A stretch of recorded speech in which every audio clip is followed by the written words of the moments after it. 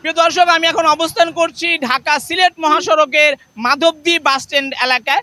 আপনারা দেখতেই পাচ্ছেন আমার পিছনে যে ময়লাগুলো রয়েছে, এই ময়লাগুলো বিগত 3 মাস আগে তারা মাধবদী পৌরসভা এখানে এই ময়লাগুলো উঠিয়েছে, কিন্তু দীর্ঘদিনও এই ময়লাগুলো তারা অপসারণ না করার কারণে যাত্রী সাধারণ এবং পথচারীদেরকে চলাচল করতে নানাবিধ কষ্টের সম্মুখীন হতে হচ্ছে এবং সে সাথে করে এই প্রচণ্ড ধুলা বালু তৈরি হচ্ছে এবং মানুষের শ্বাসকষ্ট সহ মানুষ নানাবিধ রোগে আক্রান্ত হচ্ছে।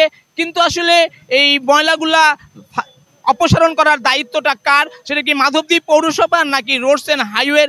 আসলে রাস্তাটি রোডস অ্যান্ড হাইওয়ের, কিন্তু এই কাজটি নাকি মাধবদী পৌরসভা করেছে এমনটি জানিয়েছিলেন রোডস অ্যান্ড হাইওয়ের কর্মকর্তারা। তারা বলছেন যে আসলে তাদের কাজ হচ্ছে রাস্তা মেরামত করা, কিন্তু রাস্তার ড্রেনেজ ব্যবস্থাটা আসলে তারা আসলে দেখেন না। এটা সম্পূর্ণ দেখার দায়িত্ব হচ্ছে এই মাধবদী পৌরসভার। কিন্তু মাধবদী পৌরসভা অজ্ঞাত কারণে তারা এই ময়লাগুলো অপসারণ করছে না বিগত 3 মাস যাবৎ ধরে। তো এতে করে সাধারণ যারা পথচারী রয়েছেন, মানুষ রয়েছেন, তাদের কিন্তু নানাবিধ কষ্ট হচ্ছে। তারা সংশ্লিষ্ট কর্তৃপক্ষের কাছে জোর দাবি জানাচ্ছেন অনতিবিলম্বে যেন এই ময়লাগুলো অপসারণ করা হয়। তো আমরা এখন সাধারণ যাত্রীদের সাথে কথা বলবো বা সাধারণ যারা রাস্তায় পথচারী আছেন তাদের সাথে কথা বলবো যে এই ময়লার কারণে তাদের কি কি সমস্যা হচ্ছে। আপনারা কি যে ময়লাটা এখানে আছে, ময়লার কারণে কোনো সমস্যা হইতেছে? অনেক সমস্যা হইতেছে। কি ধরনের সমস্যা? মানুষের ড্রেন ভরে যাইতেছে, কেউ করে না, কোনো তদারকের কোনো লোক নাই, কোনো কাজ কামের কোনো কিছু লোকজন নাই, কিচ্ছু নাই। কেন বুঝছেন না? বাচ্চা ভরে থাকা, ড্রেনের মধ্যে ভরে থাকা, কোনো তদারকের আগে কি ড্রেনের ছিল? ড্রেনের হ্যাঁ আগে ছিল, এখন নাই।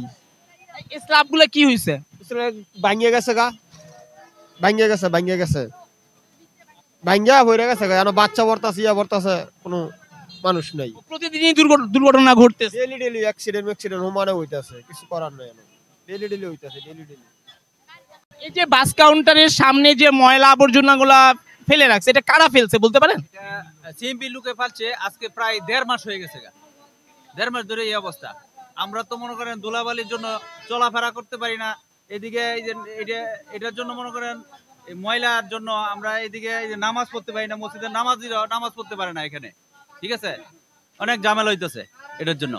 আর এই যে এখানে গর্ত, এটাতে বালু মাটি উঠাইছে, মানুষ পড়ে জায়গা, প্রতিদিনে 1-3 জন করে মানুষ পড়ে এই জায়গায়। এই ব্যাপারে কি আপনারা কোনো তাদেরকে বলেন নাই? বা পাই না তো, ওদেরকে আমরা পাই না। ঠিক আছে, যোগাযোগ করার চেষ্টা করি, ওদেরকে পাই না। সিএমবি হচ্ছে রোডস এন্ড হাইওয়ে রুটে। কিন্তু তারা তো বলতেছে এটা নাকি মাধবদী পৌরসভার কাজ। আসলে এই কাজটা কার? আপনি কি জানা আছে এই কাজটা কার? তো আমরা জানি যে হাইওয়ের কাজ, সিএমবির কাজ। সিএমবি লোকেরা করছে না, আমরা জানি সিএমবি লোকে করছে। আমরা দেখছি তো সিএমবি লোকে এটা উঠাইছে। প্রিয় দর্শক, ওনারা বাস কাউন্টারের লোকজন বলতেছেন আমাকে যে আসলে এটা রোডস অ্যান্ড হাইওয়ের কাজ। কিন্তু আমি গত কয়েকদিন আগে যখন রোডস অ্যান্ড হাইওয়েকে বিষয়টা বলেছি, তারা বলেছেন যে আসলে ড্রেনেজ ব্যবস্থার কাজটা হচ্ছে পৌরসভার কাজ। তারা আসলে ড্রেনের ব্যাপারে তেমন কিছুই জানেন না। তো আসলে ড্রেনের এই অচল অবস্থার কারণে ড্রেনটাকে মাটি উঠানো হয়েছে এখান থেকে ওই পানি চলাচল স্বাভাবিক রাখার জন্য। কিন্তু আসলে মাটি উঠানোর পরে তারা এই মাটিটা আর দীর্ঘদিন, প্রায় কেউ বলতেছেন 1.5 মাস, কেউ বলতেছেন 3 মাস, এমন একটি দীর্ঘ সময় ধরে তারা অপসারণ না করার কারণে এই জনসাধারণের বিভিন্ন কষ্ট হচ্ছে এবং ড্রেনের অনেকগুলো স্ল্যাব ভেঙে গেছে, যার ফলে প্রতিনিয়তই দুর্ঘটনা ঘটতেছে। বিশেষ করে শিশু কিশোররা ড্রেনের মধ্যে পড়ে যাচ্ছে এবং সাধারণ মানুষদেরও নানাবিধ সমস্যা হচ্ছে। সমস্যার মধ্যে হচ্ছে এই মাটিগুলো এখন শুকিয়ে গেছে।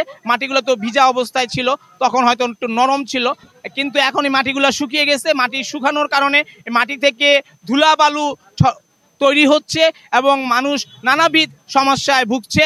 তো আসলে সংশ্লিষ্ট কর্তৃপক্ষ, মাধবদী পৌরসভা হোক আর রোডস অ্যান্ড হাইওয়ে হোক, যাদের দায়িত্ব তারা যথাযথ কর্তৃপক্ষ দায়িত্বটা পালন করবেন, এমনটাই জনসাধারণের প্রত্যাশা।